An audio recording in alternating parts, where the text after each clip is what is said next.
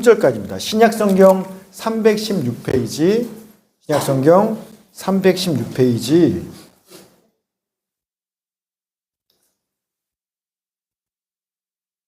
신약성경 316페이지, 에베소서 5장 21절부터 33절까지 신약성경 316페이지입니다. 에베소서 5장 21절부터 33절. 우리 하나님 말씀을 경외하는 마음으로 다시 일어나시겠습니다. 자, 저와 한 절씩 교독하고 마지막 33절 함께 읽겠습니다. 그리스도를 경외함으로 피차 복종하라. 이는 남편이 아내의 머리됨이 그리스도께서 교회의 머리됨과 같으니 그가 바로 몸의 구주시니라.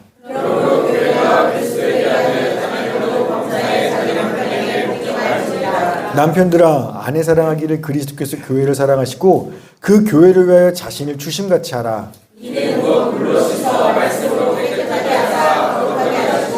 자기 앞에 영광스러운 교회로 세우사 티나 주름 잡힌 것이나 이런 것들이 없이 거룩하고 흠이 없게 하려 하심이라.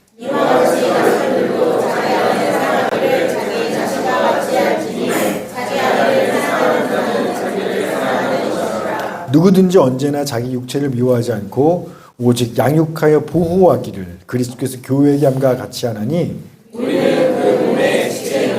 그러므로 사람이 부모를 떠나 그의 아내와 합하여 그들이 한 육체가 될지니 같이 합시다. 그러나 너희도 각각 자기의 아내 사랑하기를 자신같이 하고 아내도 자기 남편을 존경하라. 아멘. 하나님 감사합니다. 오늘도 이 시간 진리와 생명의 말씀을 듣게 하시니 감사합니다. 말씀을 통해서 우리를 붙들어 주십시고 또 말씀을 통해서 우리 가정과 부부가 정말 주님이 교회를 사랑하신 것처럼 교회가 주께 복종하는 것처럼 그렇게 하나 되는 은혜가 있게 하여 주시옵소서. 우리는 연약하지만 말씀의 능력이 있사오니 말씀으로 우리와 우리 부부와 가정을 붙들어 주시옵소서. 감사드리며 예수님의 이름으로 기도합니다. 아멘. 자리에 앉으겠습니다. 자, 오늘 말씀 제목 한번 읽어주세요. 시작. 아멘. 여러분 5월을 계절의 여왕이라고 하죠. 왜 그럴까요? 날이 너무 좋죠. 춥지도 않고 덥지도 않고 뭐 꽃도 화창하게 피고. 그래서 5월 달이면 행사가 많아요. 자, 5월 1일 무슨 날? 5월 5일, 5월 8일, 5월 15일, 5월 24일. 어떻게 알죠? 음력인데? 쉬는 날이라. 자, 음력 4월 8일 부처님 오신 날이죠. 자, 그럼 5월 21일? 어떻게 알아요? 5월 21일 부부의 날이에요. 부부의 날. 이 부부의 날이 언제 시작됐냐면 1995년 5월 21일 날 처음 시작했습니다. 경남 거창에 있는 권재도 목사님 부부에 의해서 1995년도에 처음 시작했어요. 그 95년 5월 5일 날 어린이날에 이 목사님이 TV 방송을 보는데 어느 아동 시설에 있는 한 아이가 소원을 말합니다. 아기야, 소원이 뭐니? 엄마 아빠랑 같이 사는 거요. 그걸 보고 이 목사님이 충격을 받습니다. 가정이 정말 중요하구나. 깨닫고 나서 그래서 부부의 날을 만드신 겁니다. 날짜를 그럼 왜 5월 21일로 했을까요? 정답이 우와, 맞아요. 둘이 하나가 되는 거라고. 남편과 아내가. 그래서 어린이날, 어버이날, 부부의 날 5월 20일 둘이 하나 되는 의미를 담은 겁니다. 이분들이 이렇게 시작을 했고요. 1995년에 우리나라에서는 2007년에 대통령령에 의해서 국가 법정 기념일로 정해졌습니다. 근데 잘 몰랐죠. 2007년부터였는데. 그래서 보니까 이 부부 생활 10계명도 있더라고요. 들어보세요. 첫째, 두 사람이 동시에 화내지 마세요. 둘째, 집에 불났을 때 외에는 고함 지르지 마세요. 셋째, 눈이 있어도 흠 보지 말고 입이 있어도 남의 실수를 말하지 마세요. 넷째, 아내나 남편을 다른 사람과 비교하지 마세요. 다섯째, 아픈 곳 긁지 마세요. 여섯째, 분노를 품고 침상에 들지 마세요. 일곱 번째, 처음 사랑 잊지 마세요. 여덟 번째, 결코 포기하지 마세요. 아홉 번째, 숨기지 마세요. 10번째, 서로 잘못을 감싸주고 사랑으로 부족함을 채워주도록 노력하세요. 뭐 이런 부부 신앙 스케줄도 있더라고요. 원래 오늘 제가 지난주도 했지만 벌써 헌금에 대한 설교를 하겠다고 2주째 밀렸는데 또 밀렸습니다. 오늘 헌금하기로 했었는데 이번 주 셰퍼드 라이프 우리 8단원 주제가 성, 결혼, 가정 이렇게였어요. 제가 일부러 5월 달에 맞춰서 제 4권 8단원을 한 거 아니에요. 근데 어떻게 딱 5월 달인데 가정의 달인데 딱 주제가 성, 결혼, 가정입니다. 한 주간 제가 이 부분에 대해서 말씀을 계속 공부하는데 셰퍼드 라이프 준비하는데 주님께서 이 말씀 나누기 가정에 대해서 특별히 부부에 대한 말씀을 나누기 원하시는구나라는 어떤 감동이 있었어요.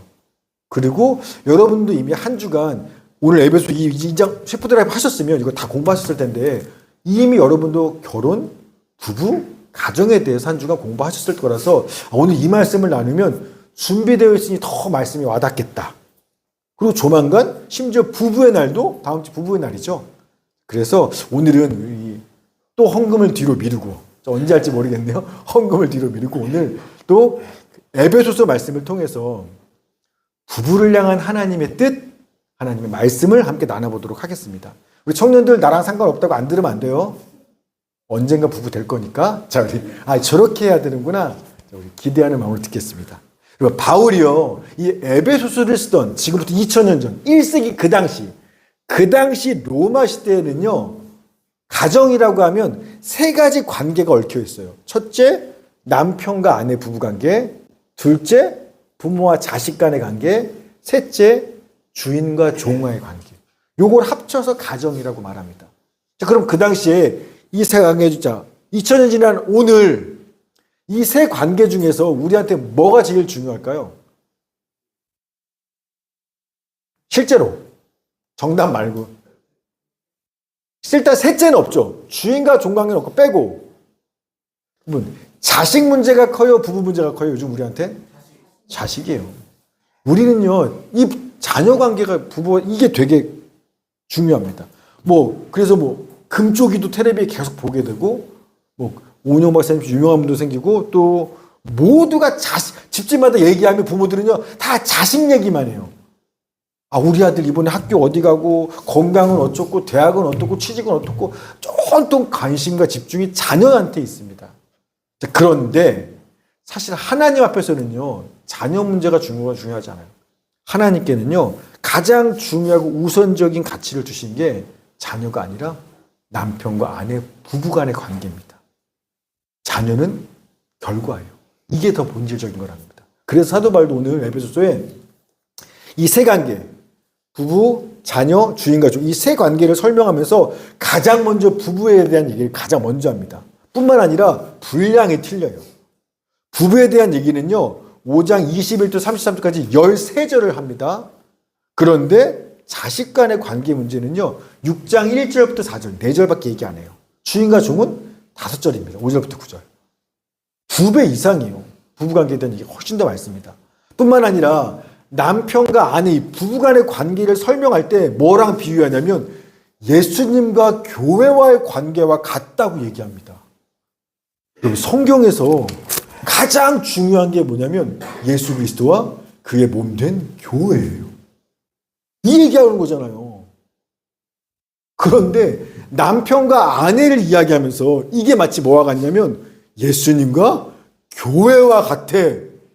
이건요, 하나님 보시기에 남편과 아내 부부관계가 얼마나 심각하고 절대적으로 중요하다라는 것들을 이것만 봐도 우리는 알 수 있는 겁니다. 이건 정말 중요한 겁니다. 특별히 바울은요, 이 부부간의 관계를 설명하면서 먼저 아내들한테 하는 권면부터 이야기해요. 5장 22절 시작. 아내들아 남편에게 복종해라 라고 얘기합니다. 이 시작입니다. 이 실화인데 전에 어떤 믿지 않는 아내분이 자기 아이를 교회 보냈어요. 누가 전도했으니까. 근데 아이가 교회 가서 그날따라 이 가정의 줄이었나 봐요. 무슨 말씀을 배웠냐면 요 말씀 배워왔어요. 아내들이여 남편에게 복종하라. 집에 와서 아들 가서 뭐 배웠어? 아내들이여 남편에게 복종하다. 죽게 하듯 하라. 막 이렇게 애가 하니까 엄마가 열받았어요. 네 아빠를 바다다닥 해서 교회를 안 보냈다라는 싫어합니다. 제가 직접 들은 싫어해요. 그랬다는 겁니다. 따라서 오늘도 혹시나 이런 불편한 오해가 있을지 몰라서 바꾸겠습니다. 땡겨서 주님이 남편들한테 하신 말씀부터 먼저 보도록 하겠습니다. 그래야 이제 아내들이 마음이 덜 상해요. 위로를 받습니다. 남편들한테 뭐부터 했는지 봅시다. 5장 25절 시작. 남편들아 내 사랑을 그리스도께서 너희를 사랑하시고 그를 위하여 자신을 상실하지 마라. 아멘. 남편들아 뭐하라? 아내를 사랑해라. 우리한테는 당연한 거 아니에요? 자, 그런데요. 당시 이 에베소서 편지를 받는 사람들한테 충격적이에요. 이 말이. 아내를 사랑해라. 그리고 그게 뭐야? 갸우뚱하는 겁니다. 왜냐하면 1세기 당시 로마 시대는요. 절대적인 가부장적 시대입니다. 남자는요. 남편은요. 왕이에요. 가정에서. 우리한테는요. 아내를 우리는 배우자라고 말하죠. 뭐냐면 짝배 짜구. 그러니까 나의 짝인 사람이야. 또는 나의 돕는 배필이. 우리는 아내를 그렇게 말합니다. 내 짝이요? 내 돕는 배필이라고. 그러나 그 당시 우리 얘기고 당시에는 아내는 배우자와 돕는 배필이 아니에요. 그 당시 로마 시대 사회는요. 아내는요. 남편의 소유물로 내가 통치하고 지배하는 대상이에요. 자식도 마찬가지. 자식의 생사 여탈권은요. 가장 아빠한테 있어요. 내가 얘를 죽여도 어떻게 할 수 없어요. 완전한 가장 중심의 남자 중심의 가부정성 시대이기 때문에 그렇습니다. 근데 이게 2000년 전에만 그랬냐? 그렇지 않아요. 1980년대 제가 우리나라 1980년대 신문을 찾아보니까 이런 말이 있어요. 여자와 북어는 3일에 한 번씩 패야 맛이 좋아진다. 들어보셨나요? 저도 어렸을 때 들었던 얘기. 이게 그냥 나쁜 사람들이 하는 얘기가 아니라 여자와 북어는 3일에 한 번씩 패야 맛이 좋아진다. 여자는 이렇게 길들이는 거야.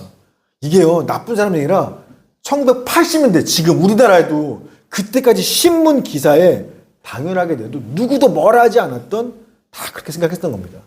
우리만 그런 게 아니에요. 16세기인 러시아의 정교회에서 가정교육 지침서를 교회에서 가정교육 지침서를 냈습니다. 노무스트리라고 하는데 여기서 이렇게 나와요. 마누라는 점심에 패고 저녁에 다시 패라. 그러면 보르시, 그러니까 러시아 수프입니다. 보르시는 따뜻해지고 귀리 죽은 버터가 될 것이다. 16세기 교회에서 낸 가정 지침서에 나와 있는 겁니다. 우리나라만. 또 유럽의 학술 연구의 발표를 보면 이렇게 나와요. 여성의 뇌는 고릴라의 것과 유사합니다. 이는 여성이 남성보다 열등할 수밖에 없는 이유지요. 그러므로 남자가 여성을 지배하고 다루는 것은 당연한 겁니다. 유럽의 학술 발표회에서 이런 얘기를 해도 다들 아멘이에요. 당연하지. 여자가 남자보다 열등하니까. 당연히 남자가 여자를 다스려줘야 돼. 여러분, 이게 16세기 유럽, 우리나라 1980년대 신문에도 당연하게 말할 만큼 여태 그랬어요. 그러니 지금으로부터 2000년 전 로마 시대 가정에서 아내라고 하면 떠오르는 생각은요. 사랑해줘, 내 배우자 이런 거 아니에요. 마치 뭐가 같냐면 집에 소 한 마리를 새로 제사로 드렸어요. 얘 어떻게 길들이지? 얘 내 말 잘 듣게 훈련시켜야 되는데 얼마나 때리면 되고 어떻게 책찍가 당을 어떻게 훈련시키지 말 듣게 하지? 이게 그 당시 남자들이 아내를 보는 관점과 생각은 이게 보편적인 당연한 겁니다. 이게 당연한 거예요. 그런데 이런 시대에 사도 바울이 뭐라고 말하냐면 남편들아 아내를 사랑해라 라고 말합니다. 그러니까 에베소 성도들이 받아보고 이게 무슨 말이야? 이해 못하는 겁니다. 남편들은 아내를 어떻게 통치하고 다스려라 방법을 알려줘야 되는데 방법을 그냥 사랑하라니까 이게 충격이에요. 혹시 여러분 중에서도 이 말이 충격으로 다가오십니까? 회개하셔야 됩니다. 여러분도 이 말이 충격이면 아내를 사랑하라고? 회개하셔야 돼요. 자, 그런데요. 이것도 충격인데 여기서 한 걸음 더 얘기합니다. 아내를 사랑하되 어떻게 사랑하라고요? 그리스도께서 교회를 사랑하사 교회를 위해 자기 자신을 주심같이 사랑하라는 겁니다. 이거 이해 못하는 거예요. 아마 이 말에 충격받아서 아멘도 안 나왔을 겁니다. 말도 안 돼. 여러분, 예수님이 교회를 얼마나 사랑하는지 너무 잘 알아요. 너무 교회는 우리를 얘기하는 거죠. 주님이 나 같은 거 죄인을 사랑해서 어떻게 사랑했어요? 자기 생명을 십자가에 내어 주시기까지 진짜 자기 자신을 주시면서 나를 사랑하셨잖아요. 그 사랑에 우리가 감격해서 나 예수 믿을 거예요. 이렇게 된 거잖아요. 그런데 남편들은 아내를 사랑할 때 잘해주라라는 게 아니라 어떻게 사랑하냐면 딱 이렇게 사랑하는 겁니다.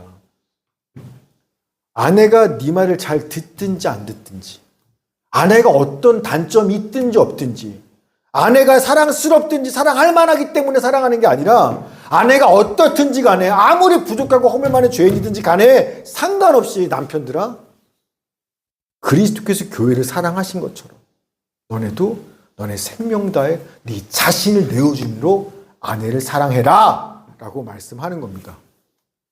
충격이죠. 자, 그러면서 왜 그래야 하는지 이유도 설명합니다. 제가 이 말씀에서 울컥했는데 우리 5장 26, 27절 시작.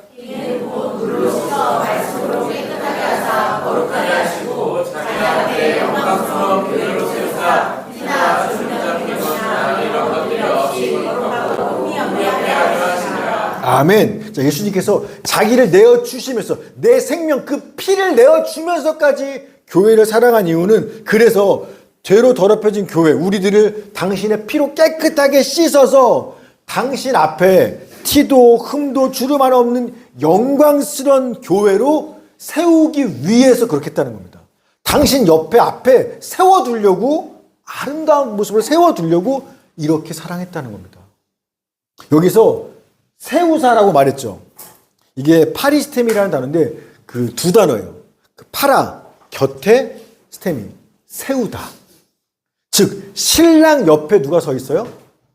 신부 서 있는 그거 얘기하는 겁니다.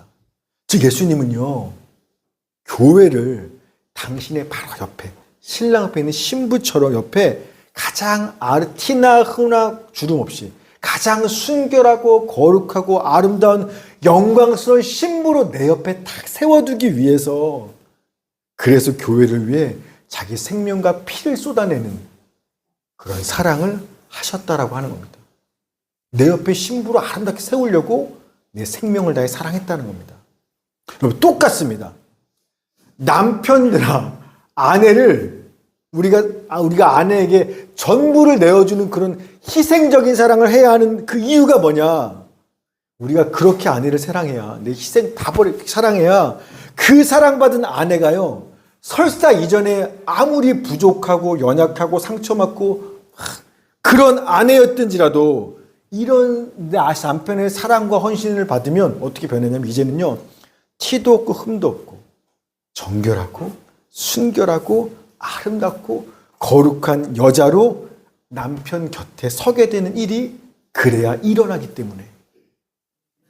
그러니까 남편들은 아내를 사랑하는데 네 전부를 내어주면서 사랑해. 그러면 아내가 원래 어땠든지 간에 훨씬 더 아름다운 모습으로 순결하게 네 옆에 서게 될 거야. 흔히 남편들이, 저도 남편이 그렇지만 이런 말 하죠. 아내가 잘못한 거 욕합니다. 아우 진짜 지긋지긋해. 아내 홈을 잘못 막 욕하면서 이따위로 하니까 내가 어떻게 살아겠어. 내가 어떻게 사랑해. 아우 아내 홈을 상처 지적하면서요. 광고도 있죠. 남자는 누구 하기 나름이라고요? 여자가 그 따위로 하니까 남자인 내가 어쩔 수 없는 거라고 얘기합니다. 남자들이. 그런데 오늘 성경은요, 거꾸로 말하고 있다는 겁니다. 여자는 남자 하기 나름이라고 얘기하는 거예요. 남편들 잘 생각해 보세요. 내 아내가 처녀 때는 안 그랬는데, 연애할 때 안 그랬는데 왜 이렇게 변한 거야? 누구 때문에 그래요? 저요. 맞아요. 남편들 때문이에요. 처녀 때, 연애 때 안 그랬는데 지금 달라졌죠. 본 모습 드러난 게 아니라 남편 때문에 그런 거예요.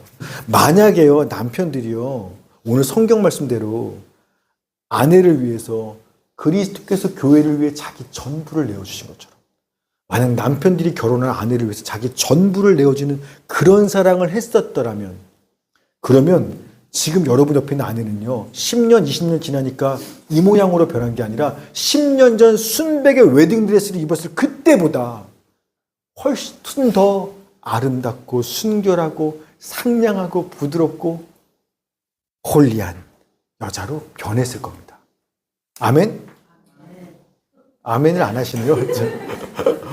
남편분들이 아멘 안 하시면 이해가 되는데 아내분들은 하셔야죠. 아내분들은 하셔야죠. 그러면서 주님이 계속해서요, 남편들한테 계속해서 아내 사랑하는 얘기를 계속합니다. 우리 5장 28절 시작. 이와 같이 남편들도 자기 아내 사랑하기를 자기 자신과 같이 할지니 자기 아내를 사랑한다는 자기를 사랑하는 것이라. 아멘. 목사 자꾸 나 사랑하라 그러는 거예요. 아유, 억울해요. 왜 내가 맨날 져야 돼요? 나 손해보잖아요. 죄는요, 찌는요, 계속. 여러분, 지금 무슨 얘기냐면, 남편들아, 아내를 사랑하기 위해서 네 전부를 내어주는 거? 너 손해보는 거 아니야. 너 억울한 거 아니야. 그거 오히려 너 자기를 사랑하는 일이야 라고 얘기하는 겁니다. 아내를 사랑하는 게 널 사랑하는 거라고 얘기하는 겁니다. 왜요? 왜 아내 사랑하는 게 사실은 날 사랑하는 거예요? 이거 아셔야죠. 정답. 결혼한 우리 윤주준 주점도 아시네. 남편과 아내는 뭐니까? 한 몸이니까. 그러니까 남편들은 아내를 사랑하는 거 억울해. 왜 내가 쟤한테 져야 돼요? 아니요. 그건 너를 사랑하는 거야. 왜? 부부는 한 몸이니까. 5장 31절 시작.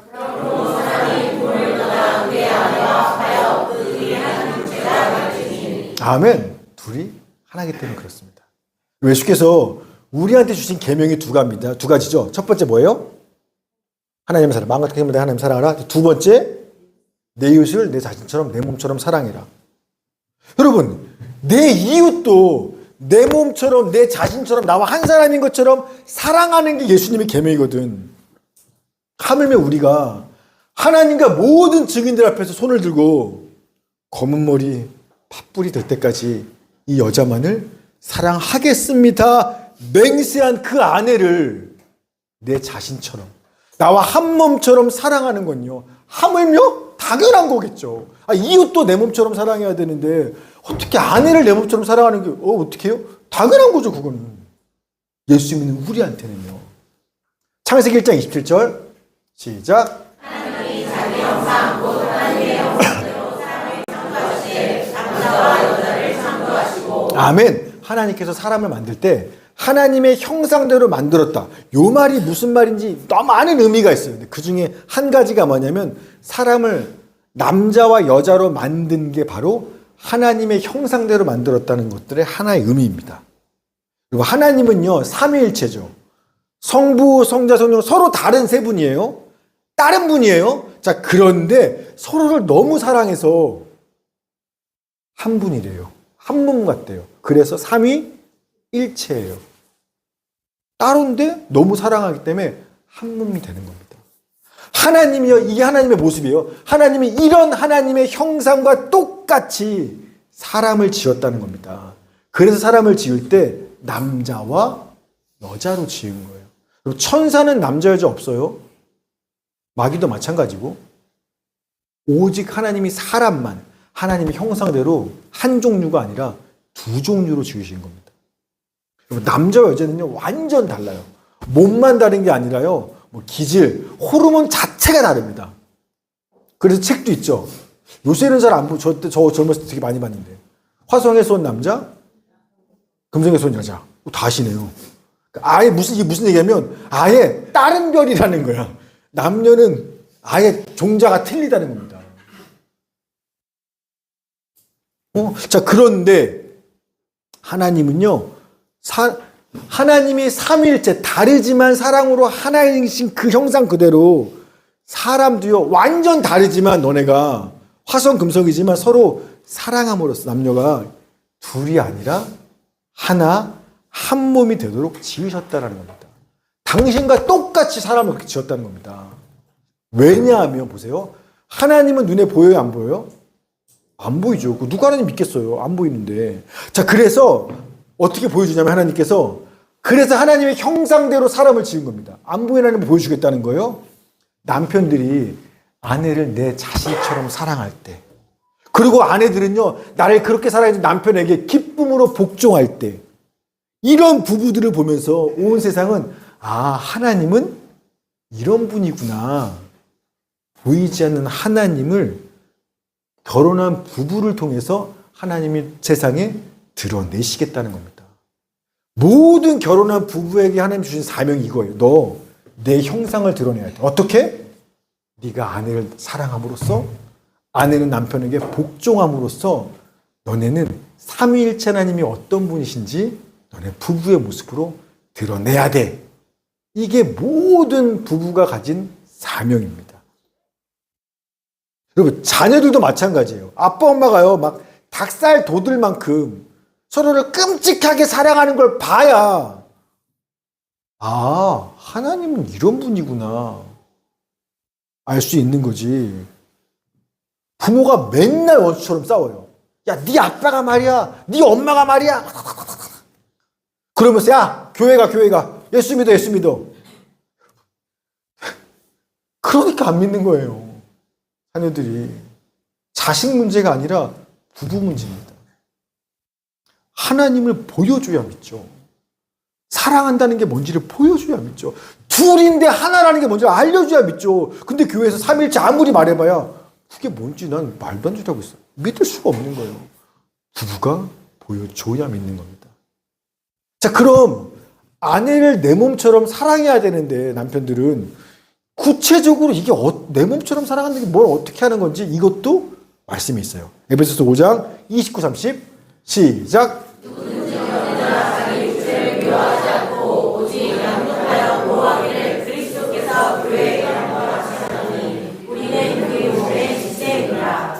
아멘. 자, 예수님께서 누구든지 자기 몸을 미워하지 않죠. 내 몸을 어떻게 해요? 양육하고 보호하죠. 여러분, 예수님께서 교회를 향해 하시는 일은요, 자기 몸 된 교회를 향해서 양육과 보호를 하세요. 양육한다는 건 뭐냐면 엑트레포라 해서 그 영양분을 계속 공급해서 자라나게 하는 거, 이걸 얘기하는 거고요. 두 번째, 보호라는 건 뭐냐면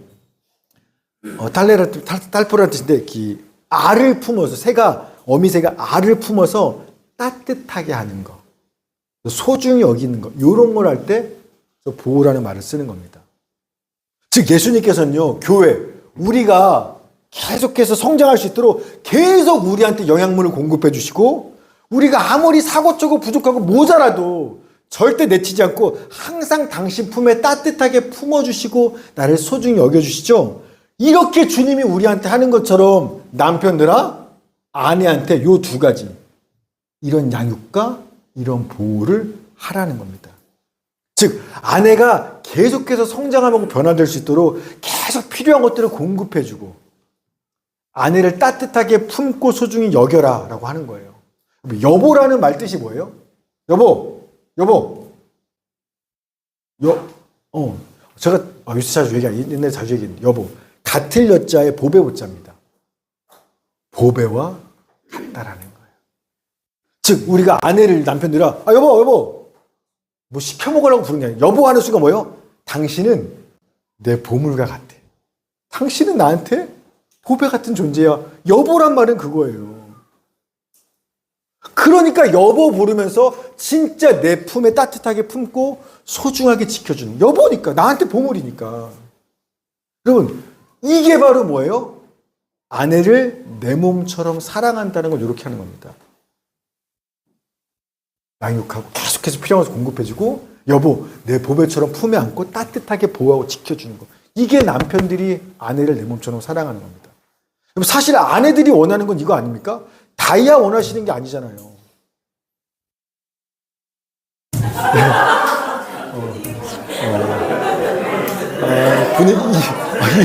이 분위기를 어떻게 하지? 이런, 이게 아닌데? 자, 여기서 그만해야겠다. 아내들이 남편이 원하는 건 다이아가 아니라, 뭐 이런 사랑을 원하는 거 아닙니까? 참. 말 세죠. 주님 오셔야죠. 자, 여러분이 아무리 아내가 허물 많고 부족하고 상처 많은 아내일지라도요, 남편이 이렇게 주님이 교회를 하듯이 계속 아내를 따뜻하게 내 품에 품고 진짜 여보, 보배처럼 소중히 여겨주고 아내한테 필요한 것들을 계속 공급해주는 이 일을 했더라면요, 10년이 지난 후에 그 아내는 어떻게 변한다고요? 10년 전 웨딩드레스 입었을 때 그때보다 훨씬 더 순결하고 아름답고 고귀하고 사랑스러운 여자로 남편 옆에 이렇게 서 있었을 거예요. 남편들이 안 사랑해서 지금 그렇게 변한 거예요. 아무리 아내가 부족했더라면 우리가 이렇게 사랑했더라면 10년이 지나면 달라졌을 거예요, 이 아내는. 근데 아직도 다이아를 원하는 건 남편의 책임입니다. 자, 여러분, 교회가 깨지면 목회자한테 책임이 있죠. 회사가 부도나면 오너한테 제일 큰 책임이 있습니다. 나라가 망했어요? 대통령한테 가장 무거운 책임이 있죠. 마찬가지로 만약 가정이 깨졌다면, 부부 관계가 깨졌다면 그 책임은 누구한테 있어요? 가장이 남편한테 있어요. 아유, 아내 때문에, 자식 새끼 때문에 아니에요. 하나님 앞에서. 그건 맞지. 교회가 깨졌는데 목사가 자기가 잘못한 게 아니라 어느 성도 때문에, 누구 때문에 얘기하면 똑같은 거예요. 가정이 깨지면 그 가정의 책임을 지고 있는 가장, 남편한테 책임이 있는 겁니다. 남편이 뭘 잘못했는데요? 오늘 예수님 말씀처럼 돈 못 벌어서가 아니라 아내를 내 몸처럼 사랑하지 않았기 때문에, 그래서 부부관계가 깨지고, 부부관계가 깨졌으니 제대로 된 자녀가 자랄 수가 없는 거예요. 맨날 싸우는 부부를 보는데 그 자식이 그 환경 속에서 뭐 어떻게 잘 자라요? 못 자라죠. 그래서 가정 부부가 깨지면 책임은 1차적으로 사실은 남자에게 있습니다. 여러분 생각해 보세요. 딸이든 아들이든 딸이 밖에서 뭔가 사고 쳤어요. 뭔가 잘못을 해서 막 애가 쩔쩔매고 있어. 막 혼나고 있어. 여러분, 그러면 그거 보고 있으면 아빠들 어떻게 하시겠어요? 잘못했나 보네. 아이고, 혼 좀 나야지 너. 그럴 아빠가 있나요? 내 딸이 밖에서 모르는 사람한테 막 혼나고 있는데 어떻게 해요? 당장에 달려가죠. 죄송합니다. 제가 이 아이 아빠예요. 제 딸이에요. 제 아빠예요. 그러니까 저랑 얘기하세요. 애한테 얘기하지 마시고 저랑 얘기하세요. 제가 책임질 테니까. 어느 아빠라도 다 그렇게 할 거예요. 여러분, 그러면 바꿔봅시다. 딸이 아니라 아내가 그랬어요. 아내가 늘 치던 사고를 또 쳤어요. 무슨 문제든지 간에. 자, 그때도 그래서 밖에서 딸한테 하던 것처럼 남편들이요. 똑같이 하시겠습니까? 아내한테? 달려가서 선혜야, 네가 아니야. 뭐 어떻게 장례요. 맞아. 그때도 남편들이 딸한테 하는 것처럼 막 달려갔어. 죄송합니다. 제 아내예요. 제가 잘못한 거예요. 제가 책임질게요. 제 아내한테 뭐라 하지 마세요. 남편들 이러시는 분이 있습니까? 이게요, 어떤 목사님의 일기입니다. 들어보세요. 오늘 아침 아내의 주정차 위반 고지서를 받았습니다. 이게 몇 번째야? 화가 나 아내한테 사진 찍어 보냈습니다. 당신 잘못한 거니까 벌금은 당신이 내는 거야?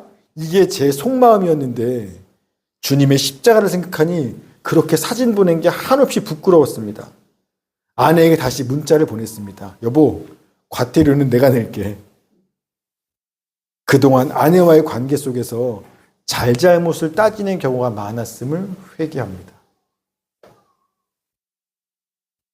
여러분, 우리는요, 자식은 내 자식이라고 생각해요. 나랑 한 몸이에요. 그러니 이 자식이 아무리 말 안 듣고 사고치고 진짜 지긋지긋하게 꼼수를 쳐도 절대 자식 버릴 생각은 안 합니다. 자식 일이라면 내 일처럼 달려들어. 왜? 나니까. 너는 나니까. 자, 그런데 남편들이요. 아내를 그렇게 나와 한 몸으로 생각하십니까? 그렇지 않다라는 거예요. 자식은 내 자식이면서 아내를 향해서 그렇게 생각하지 않습니다. 언제든 마음에 안 들면, 너랑 나랑 안 맞으면 갈라설 수 있는 남이라고 생각해요. 자식은 못 끊으면서 아내는 언제든 다르면 끊을 수 있다 생각합니다. 남이에요. 그러니까 자식의 잘못 있으면 내일 내일처럼 달려가서 막 덮고 책임지지만 아내가 잘못하거나 무슨 건수치면 어떻게 해요? 마치 남 욕하듯이 비난하고 정죄하고 욕하는 거예요.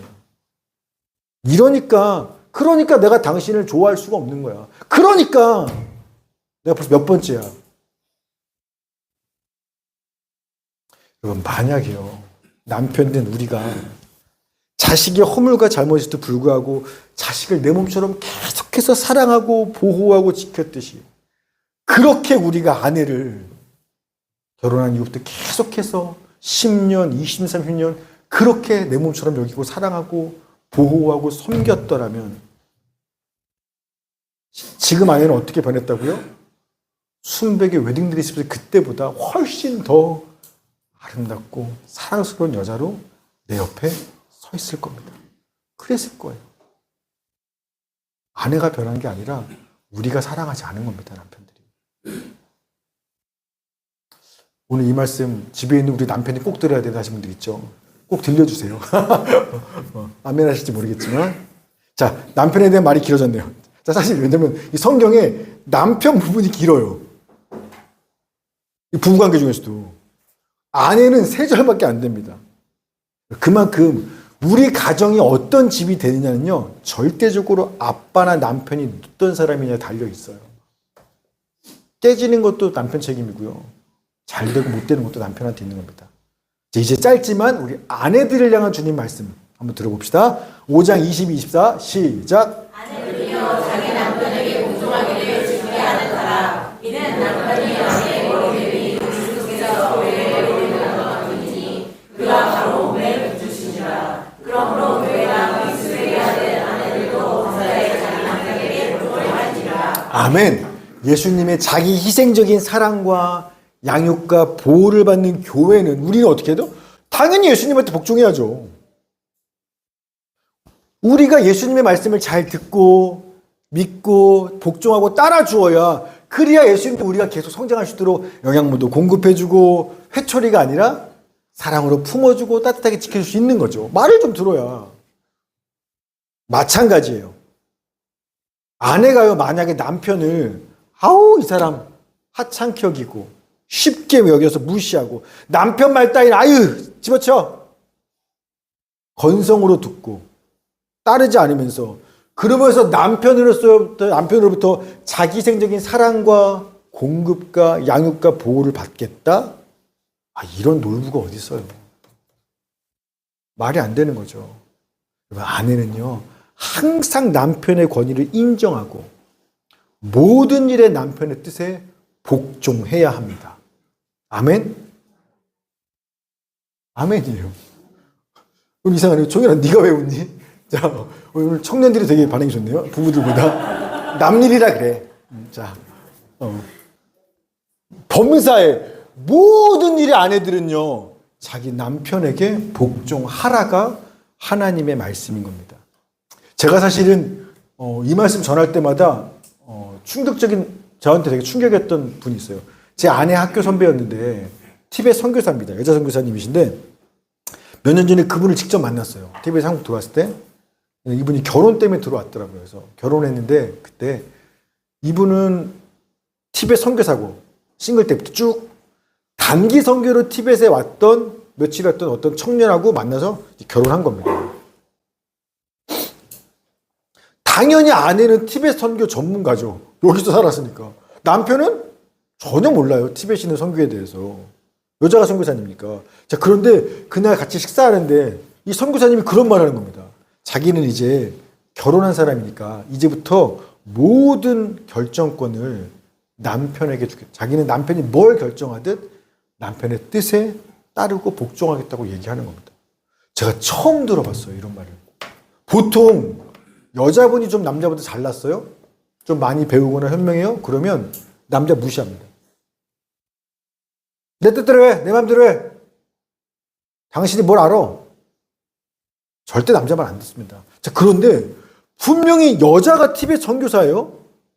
전문가예요? 남자는 전혀 몰라요? 근데 선교지에 결혼해 살면서 우리 가정이 뭐 어디 살지 뭐 할지 모든 결정을 다 남편 말에 따르겠다는 겁니다. 이게 저 그날 듣고 제가 성경에 그렇다고 알았지만 실제로 그렇게 살겠다고 말하는 여자는 처음 봤어요. 아내는. 그래서 물어봤어요. 어떻게 그렇게 할 수 있냐고. 대답이 언제 합니까? 저는 남편을 믿기 때문이 아니라 남편을 이 가정의 머리로 세우신 하나님을 믿기 때문입니다. 아멘이에요. 아멘이에요. 남편을 믿는 게 아니에요. 이 질서를 정한 하나님을 믿는 겁니다. 이게 하나님의 가정, 남편 간의 부부 가운데 세우신 하나님의 참 질서예요. 오늘 우리가 공부했던 셰퍼드 라이프 8단원에서도요. 이런 글이 있었습니다. 보세요. 부부는 많은 걸 서로 의논해야 합니다. 남편은 아내 말을 듣고 아내의 관점과 감정을 고려한 다음에 책임과 권한을 가지고 최종적인 결정을 해야 하며 아내는 이 결정을 존중해야 합니다. 그러니까 둘이 의논 많이 해요. 부부간에. 여러분 당신들은 어때? 내 뜻은 얘기합니다. 그러나 최종 결정은 누구한테 있어요? 남편한테 있어요.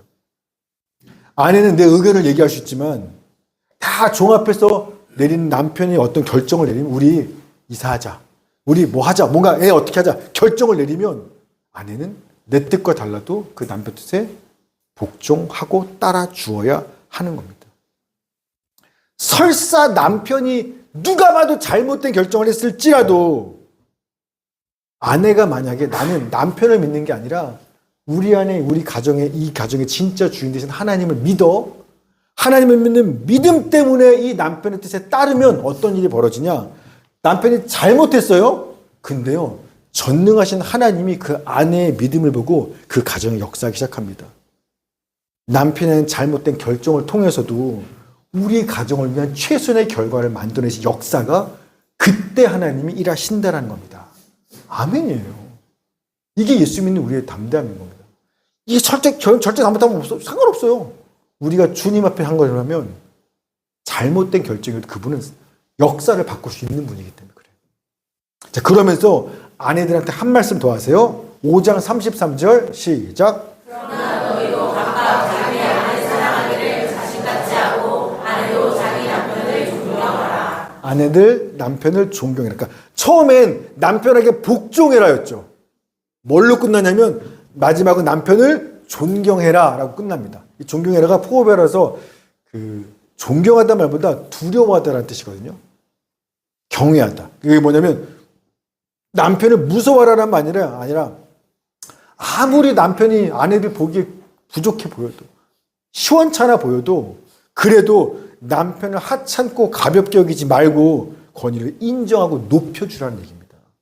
남편 집 밟지 말라는 거예요. 돈 얼마 벌어왔다고 당신 뭐 했다고 하지 말라는 겁니다. 남편을 인정하고 높여주라는 겁니다. 예전에 맘카페 엄마들 카페를 보니까 이런 제목이 용감한 남편님이라는 제목 글이 있더라고요. 제가 찾아봤어요. 코로나로 가정보육을 하는데 남편이 오이소박이 먹고 싶다고 해달라네요. 그럼 애는 누가 보고 청소는 누가 하고 그래서 제가 뭐라 했는데 안 해주기 찝찝해서 오이소박이 해줬네요. 이런 글을 올렸어요. 어떤 엄마가. 그러자 그 밑에 댓글이 제가 찾아봤어요. 이래요. 진짜 용감하신 남편이네요. 남편이 상남자네요. 저 같으면요. 그냥 마트에서 사다 줍니다. 정말 용감한 남편이네요. 요즘은요. 아침 차려달라. 저녁에 뭐 해줄 거냐. 대놓고 얘기하는 남편은 간이 배 밖으로 나온 남편이라는데. 이런 댓글이 쫙 달려있어요. 아내한테 오이소박이 먹고 싶다고 했다가 간이 배 밖에 나온 남편이냐고 용감하다고 그냥 댓글이 쫙. 여러분 이처럼 남편을 하찮고 가볍게 여기며 멸시하는 거 하나님이 정말 싫어하시는 거고요. 하나님이 정한 가정과 부부의 질서를 깨는 죄 지으시는 겁니다. 이거 죄예요. 하나님은요. 교회가 예수님께 경외하고 주의 뜻에 복종하듯이 가정에서 아내들이 남편을 경외하고 존경하고 남편에게 복종하라고 말씀하는 겁니다. 그래야 남편들이요. 그래야 아내를 사랑하게 되죠. 맨날 오이소박이도 안 해주는데 어떻게 사랑합니까? 주님 보면 상인해야 되겠지만 아니 오이소박이도 안 해주는데 애 죽어봐. 그러면서 난 왜 안 사랑해줘? 말도 안 되죠. 그래야 아내를 사랑하게 되고, 그래야 아내와 가정을 양육하고 보호하기 위해서 몸이 부서져라 일할 수 있는 거예요. 그런 인정을 받아요.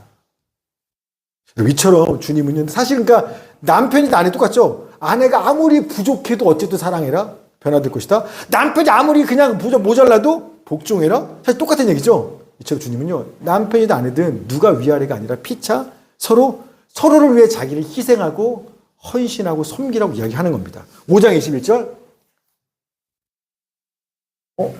제가 잘못했네요. 5장 21절 뭐냐면, 성경 있으시죠? 5장 21절. 시작. 그리스도를 경외함으로 피차 복종하라라는 겁니다. 서로 그래야 된다는 거예요. 그리고 세상은요, 부부가 잘 살려면 남편과 아내 누구도 손해보거나 억울하면 안 된대요. 그래서 남편 50, 아내 50에 적당한 타협선을 잘 찾아서 그걸 지켜야 가정이 유지된다 생각해요. 이런 거죠. 내가 저녁 준비했어? 우리 맞벌이인데 뭐. 내가 저녁 준비했으니까 집안 청소는 당신이 해. 이래야 누구도 손해보거나 억울하지 않아요. 이번 주는 내가 아이폰이라 나 시간 날렸으니까 다음 주는 당신이 한 주 다 봐. 이렇게 하는 걸 보고 이래야 가정이 유지된다고 말합니다. 선을 잘 지켜야. 근데요, 생각해 보세요. 이렇게 두 사람 누구도 손해보지 않고 억울하지 않고 희생하지 않고 네 할 일, 내 할 일 딱 선정해서 지켜서 살면, 그럴 거면 왜 결혼했어요? 그럴 거면 왜 결혼했어요? 그럴 거면 왜 한 집에 살아요? 이건 지혜로운 게, 한 번만 생각해 보세요. 이건 지혜로운 게 아니라 뭔가 말이 안 되는 거예요. 그럼 결혼하지 말죠. 이건 그냥 이렇게 사시면, 만약에 아무리 서로를 여보라고 부르고 한 집에 살아도 그냥 남이에요. 남남이에요. 한 집에 사는 남남인 겁니다. 요새 그런 집 너무나 많죠. 그러니까 결혼을 했는데도요, 한 집에 사는데도요, 여전히 외롭고 두렵고 불안하고 사는 건 힘들고 행복하지가 않은 거예요. 그러니까 손해보지 않고 희생하지 않으니까, 그 선 지키면서 하니까, 그래서 그런 거예요. 저는 어떤 연예인이 그러더라고요. 이혼했어요. 크리스찬 연예인인데 이혼했습니다. 물어보더라고. 왜 연예인? 아니, 예수 믿는 사람이 왜 이혼까지 했냐고 물어봤어요. 뭐냐면 자기는 왜 결혼했냐? 외로워서. 사는 게 힘들어서. 너무너무 어려워서, 외롭고 힘들어서 불안해서 결혼했어. 결혼하면 행복할 줄 했다는 겁니다. 그런데 결혼했는데도 외롭대요. 결혼했는데도 힘들대요. 결혼했는데 안 행복해도, 그래서 그냥 이혼했다는 겁니다. 행복하고 싶어서 결혼했는데 결혼해도 안 행복해요. 그러니 그냥 이혼했다는 겁니다. 여러분, 결혼했다고 저절로 행복해지는 게 아닙니다. 피차, 서로를 향한 사랑으로 나를 희생하고 복종함으로써 두 사람이 한 사람이 될 때, 한 몸이 될 때, 그때 아내도 점점 성장하면서 사랑스러운 여자가 되고, 남편도 종류가 인정받으면서 점점 책임이 크는 남자로 되어가면서 결혼하기 참 잘했다. 나 옛날에 원래 안 이랬는데. 나 원래 이런 사람 아니었는데 참 결혼하기 잘했다. 이 사람과 함께 삶을 살수록 너무 안정적이야. 너무 행복해. 그래야 행복을 경험할 수 있는 거예요. 따라서 결혼하는 게 중요한 게 아니라, 결혼한 다음에 남편과 아내 두 사람이 하나가 되어가는 이 과정을 쓰는 게, 이게 정말 중요한 겁니다. 그렇지 않으면 결혼해도 안 행복해요. 혼자 사는 것도 좋을 수 있습니다. 그 문제. 아니, 남이잖아요? 화성, 금성, 다른 별에서 온 사람이 어떻게 한 사람이 될 수 있죠? 간단해요.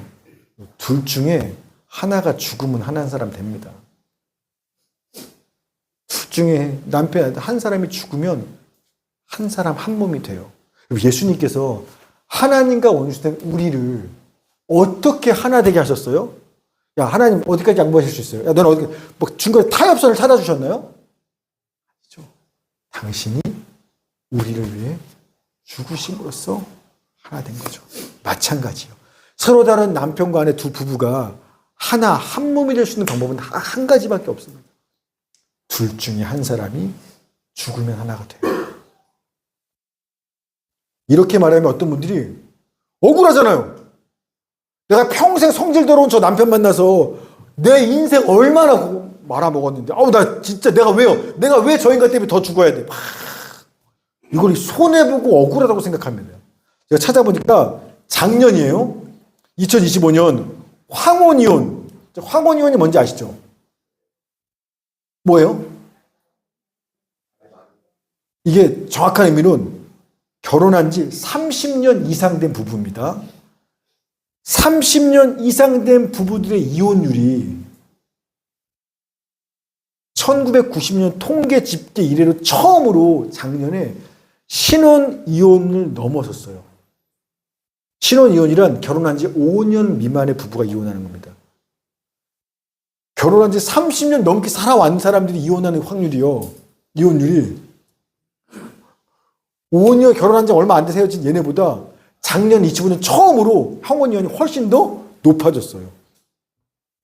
아니 30년을 함께 살았는데 이제라도 나 좀 살자. 내가 너 때문에 내 인생 말아먹었다. 이제라도 좀 내 맘대로 살자. 행복해. 30년째 안 행복했어. 나 너 때문에. 행복할 거야. 30년 이제 이혼한다는 겁니다. 애들보다 더 하시는 거예요. 어르신들이. 이거 거짓말에 속으신 거예요.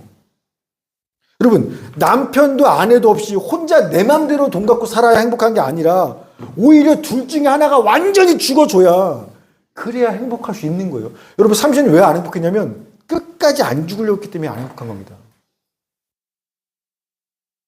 여러분 이게 지금 사탄의 거짓말하고요. 하나님이 말하는 성경의 진리가 딱 충돌하는 부분이에요.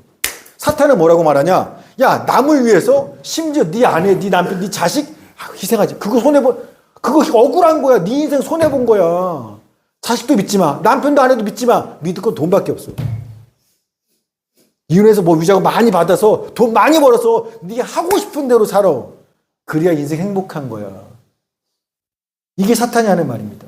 이 말을 믿어서 애들만이 아니라 어르신들도 이 말 믿고 내가 너 때문에 황혼이혼 더 많이 하는 거예요. 그런데 하나님은 반대로 얘기하는 겁니다. 야 오히려 그렇게 살면 고통의 시작이야. 오히려 네가 나를 죽고 희생할 때 너네 가정도 자녀도 이웃도 모두가 행복할 수 있는 거야 라고 얘기하세요. 둘 중에 여러분 뭘 믿으십니까? 어디에 아멘이네요? 두고 볼게. 자, 뭐에 아멘이세요? 우리가 이미 속고 있다니까 이미. 여러분 보세요. 예수를 믿으면 행복하다는 말 하죠. 이건 예수 믿으면 죽어도 천국 가니까 좋겠다라는 게 아니에요. 예수를 믿는 사람만 행복할 수 있어. 왜? 예수를 믿는 사람은요 절대로 죽지 않을 것 같은 내 성질, 내 자존심, 내 욕심, 내 자아가 죽기 때문에 예수를 믿는 사람만 행복할 수 있어요. 우리가 죽는 거 외 행복은 없어요. 예수님과 함께 나는 십자가에 죽었지. 그럼 어떻게 되냐면 부부가요 그 순간 자연스럽게 둘이 아니라 하나가 돼요. 경험해 보셨을 겁니다. 그 가정에서도요 아빠나 엄마가 만약에 죽지 않고 살아서 화나는 대로 성질 부리는데 다 부리면 가정이 어떻게 돼요? 박살나는 거예요. 모두가 불행합니다.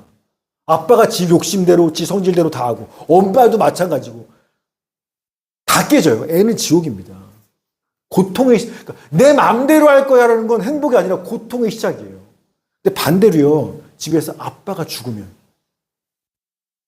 오늘 직장에서 진짜 힘들었어. 너무 지쳐서 막 성질이 나. 근데 집에 가서 그대로 풀어내는 게 아니라 문 앞에 문고리 잡고 주님, 나는 오늘 주님과 함께 죽었습니다. 오늘 예수님이 이 가정에 퇴근한 겁니다. 그렇게 집에 가서 아빠가 죽잖아요. 그러면 아내가 행복해져요. 자녀들이 안정감을 누리기 시작합니다. 엄마도 마찬가지죠. 여러분 직장에서도요 오너가 죽잖아요. 직원들이 행복해지는 거예요. 여러분 내가 죽으면요 아내도 남편도 자녀도 친구도 이웃도 모두가 행복해진다니까요. 그럼 나는요 억울하잖아요. 왜 내가 얘네 행복 때문에 난 죽어야 돼? 잘 생각해 보세요. 행복한 아내, 행복한 자녀, 행복한 직원, 행복한 친구, 심지어 나 때문에 그런 행복한 사람들을 보면 어때요? 억울하십니까? 행복하잖아요. 그럴 때 행복하잖아요. 나한테 아무리 좋은 일이 있어도 막 짜증나고 화나 있는 아내와 자식 보면 아웃이에요. 근데 내가 아무리 그냥 그래도 오늘 죽었어 내가. 근데 행복해 나 때문에? 그러면요 행복해요.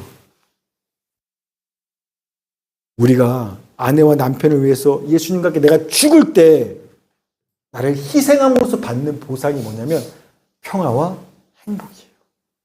억울한 거 아니에요. 여러분 진 게 아니에요. 이게 주님이 말씀하시는 성경의 지혜인 겁니다. 마지막으로 강용호 박사님 이야기만 한번 하고 마칠게요. 우리 옛날에도 제가 오늘 이 설교를 한 4년 전에 한번 했었었는데 강용호 박사님 누구냐면 14살 때 축구공에 맞아서 시력을 잃었습니다. 그런데 이후에 우리나라 최초의 시각장애인 박사가 되었고요. 미국에 가서 미국 백악관 정책 보좌관이 되었고 UN 세계장애위원회 부의장이 되었고 루즈벨트 재단 고문이 되었고 등등등. 장애인인데 눈이 안 보이는데 엄청난 일을 하셨습니다. 이 강효 박사님이요 2012년 2월 24일 날 소천하셨어요. 2012년에. 근데 췌장암으로 돌아가셨는데 임종을 얼마 전에 자기 아내 서군옥 여사님한테 편지를 남겼습니다. 죽기 전에. 편지가 이래요. 아직도 봄날 반짝이는 햇살보다 눈부시게 빛나고 있는 당신을 난 가슴 한가득 품고 떠납니다. 당신을 처음 만난 게 벌써 50년 전입니다. 햇살보다 더 반짝반짝 빛나고 있던 예쁜 여대생 누나의 모습을 나는 아직도 기억합니다. 앞이 안 보이는 내 손을 번쩍 들고 앞이 안 보이는 나를 발에다 주겠다고 나서던 당돌한 여대생. 당신은 하나님께서 나에게 보내주신 나에게 없는 천사였습니다. 지난 40년간 늘 나를 위로해주던 당신에게 난 오늘도 이렇게 위로를 받고 있습니다. 미안합니다. 더 오래 함께 해주지 못해서 미안합니다. 내가 떠난 후 당신의 외로움과 슬픔을 함께 해주지 못할 것이라서 미안합니다. 사랑합니다. 사랑합니다. 사랑합니다. 그리고 고마웠습니다. 54년을 앞이 안 보이는 맹인으로 살고 70도 안 된 젊은 나이에 췌장암으로 투병하다 죽어갑니다. 근데 뭐라고 말하냐면 행복하다고 말해요. 왜요? 평생 자기를 희생하며 내 옆에서 내 눈이 내어준 아내가 있었기 때문에 그래요.